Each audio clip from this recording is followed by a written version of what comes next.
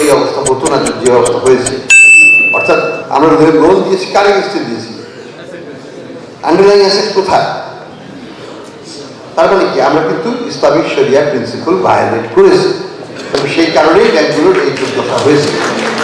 আমরা যেটা চাইব যে আমাদের শরিয়া কাউন্সিলগুলো, ইনক্লুডিং আপনাদের শরিয়া কাউন্সিল, বাংলাদেশ ব্যাংকে আমরা নতুন শরিয়া কাউন্সিল করেছি, টু ওভারসি। তাদের দায়িত্ব হচ্ছে সবগুলো ব্যাংকের শরিয়া কাউন্সিলগুলো শরিয়াভাবে চলছে কিনা সেটা।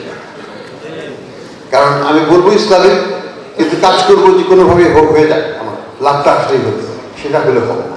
আমাকে নীতির সাথে, আমার কথার সাথে আমার কাজের মিল রাখতেই হবে। মানুষকে আমি বলেছি যে আমাকে তার টাকা আমি ইসলামিক পদ্ধতিতে আমি বিনিয়োগ করব, তাহলে সেইভাবেই বিনিয়োগ করতে হবে, অন্য কোনোভাবে। কাজে শরিয়া প্রিন্সিপালসগুলো স্ট্রিক্টলি অ্যাপ্লাই করতে হবে। যদি সঠিকভাবে করা হয় তাহলে কিন্তু ইসলামিক ব্যাংকগুলোর ফেলিওর হওয়ার কোনো উপায় থাকে না। কাজে আমি আশা করব যে আপনারা সবাই সঠিকভাবে শরিয়া প্রিন্সিপাল মেনে সব ইসলামিক ব্যাংকের জন্য তাদের কার্যক্রম পরিচালনা করে। আমরা যেটা করতে যাচ্ছি বাংলাদেশ ব্যাংকের পক্ষ থেকে, আমরা ইসলামিক ব্যাংকিং ল ড্রাফটটা শেষ হয়ে আসছে। এটা আমরা ইসলামিক ডেভেলপমেন্ট ব্যাংকের সাথে এবং অন্যান্য যে প্রতিষ্ঠান আছে, বাহরাইন বেসড এবং মালয়েশিয়া বেসড আইএসবি, তাদের সাথে আলোচনা করে আমরা এই লটা করছি। আপনাদের সাথে সেটা শেয়ার করা হবে এবং এটা হলে পরে আমাদের ল হয়ে গেলে তারপর আমরা রেগুলেশনটা আবার করে ফেলবো।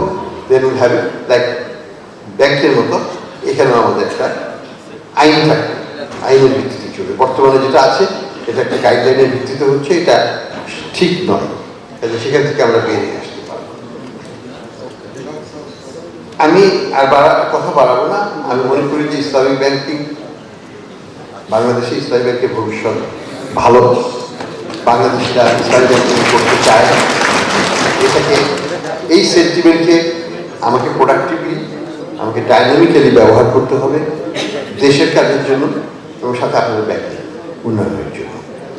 সত্যিকারের ইসলামিক প্রিন্সিপাল অ্যাপ্লাই করলে পরে ব্যাংক কখনোই ধ্বংস করতে পারে না।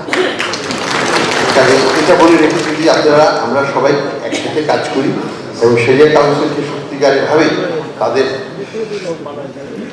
মানে যেটাকে আমরা বলি যে অবজারভেশন, নিপুণভাবে পর্যবেক্ষণ, এটা করতে দিতে হবে এবং করাতে হবে এবং তাদেরও করতে হবে।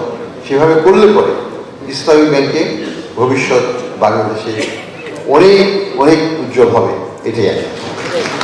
আপনাদের সবাইকে ধন্যবাদ জানিয়ে এবং এম ক্যাশের এই লঞ্চিংটা সাকসেসফুল হোক, দ্বিতীয়বার যেন না হয়, সেটাই আমাদের লক্ষ্য। আমি কিছু কথা বলেছি, আমি আশা করব ব্যাংক কর্তৃপক্ষ সেগুলোকে নজরে নিয়ে সুন্দরভাবে নতুনভাবে এম ক্যাশকে লঞ্চ করবে, যেটা এটার অগ্রযাত্রাকে আমাদের বিকাশের সাথে সমতুল্য মানে নিয়ে যেতে পারবে। আশাবাদ। ধন্যবাদ।